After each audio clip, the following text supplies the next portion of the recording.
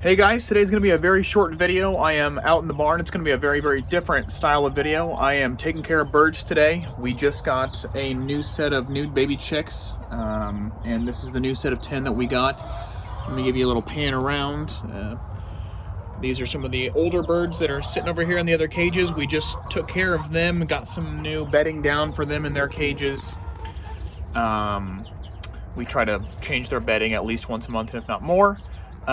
These guys right here are fresh, brand new babies. They've been around for maybe, I don't know, 2 or 3 hours now. Today I wanted to talk to you about controlling your food supply though. I did get these guys from WWIII I, which is just a regular farm store around here. I've gotten birds from hatcheries and from a whole bunch of different places, private sellers and a lot of other stuff. I had to actually give them my ID again today in order to get these birds, so I assume I'm going to be in the database twice now for purchasing birds, and that's okay.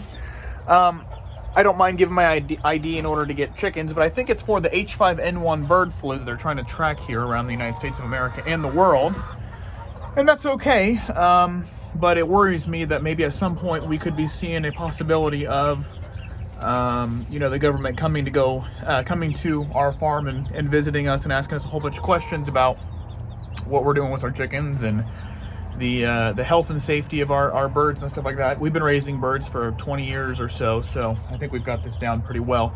But these guys right here are fresh and new, and these are all laying birds. These are all hens, so these will all go into egg production.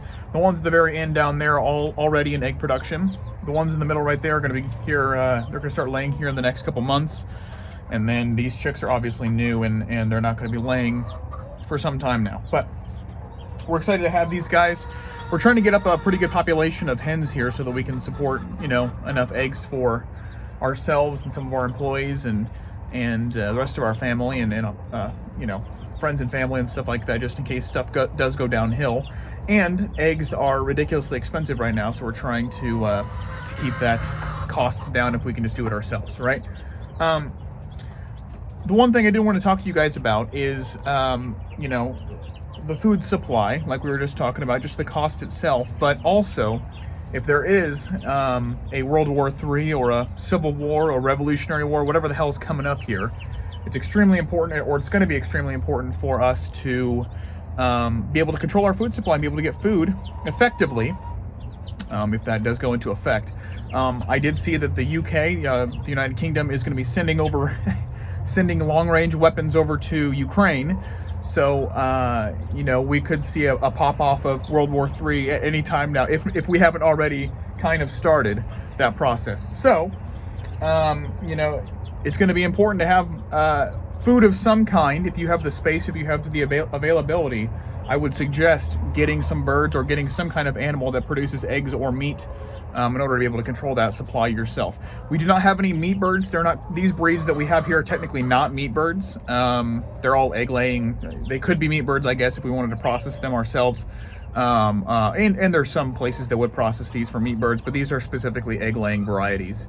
Like I said, there are meat birds out there, and they were available at WWIII. They're called Cornish hens or Cornish cross variety, and they are much more meat related birds. They're much bigger in the breast area and thicker legs and stuff like that. There's an actual breed called Cornish that are specifically bred for meat birds, and I thought about getting some of those. That may be my next round, maybe like 5 or 6 I might get 10, I don't know, Cornish hens that will slaughter and then have meat for. I get kind of attached to these birds though. I really like them, and they're not pets because there's quite a few of them that we go through quite a few. We've had some animal attacks, and also they die from old age at some points, or we've lost them to cold and other things. But I do like these birds, and it would be a little bit harder for me to slaughter them. That's always a hard thing. I was in 4-H and had to get rid of some birds at some point and auction them off, and that's difficult. But for the meat, if it really comes down to it, obviously we would eat birds instead of having to go hungry. So if you do not have birds, if you do not have some kind of animal or garden or something like that you can produce your own food, it's going to be important, I think, here very soon, maybe in 2023, as soon as 2023, to have that kind of means of production under your control. Like I said, I can't predict the future. I don't think anybody can, but I'm going to be prepared regardless to see what's going on. And it really does not cost that much money or that much time in order to raise birds and get them all raised up and start producing eggs and meat. So if you guys have any questions, or if you want to start your own little backyard farm of chickens and animals, just send me a DM on Instagram or on YouTube, and I can help you with getting everything set up. It's very, very simple. The equipment that you need is very, very simple. Chicken wire is very cheap. You can do it all yourself with 2x4s and chicken wire and get it all set up in a small little barn, or make your own standalone structure.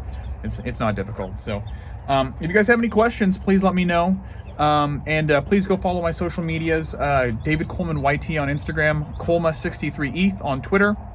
My Rumble is David Coleman 27, and my YouTube is David Coleman.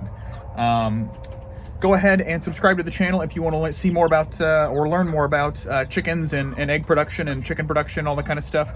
I'm going to be doing more videos like this out in the barn. I've been doing a lot of Instagram stuff out in the barn for my reels, but we'll be doing some more videos out here also to kind of get some variety in the kind of content that we're producing. So here's another look at the babies again. This one over here is a little bit older. She's really tired. I don't know if you can see her. I'm trying to get my phone down here. She's been really tired. Oh, she's awake now. She's been really tired since she came home, so I'm kind of worried about her a little bit. She's a little bit older. You can see she has some feathers already.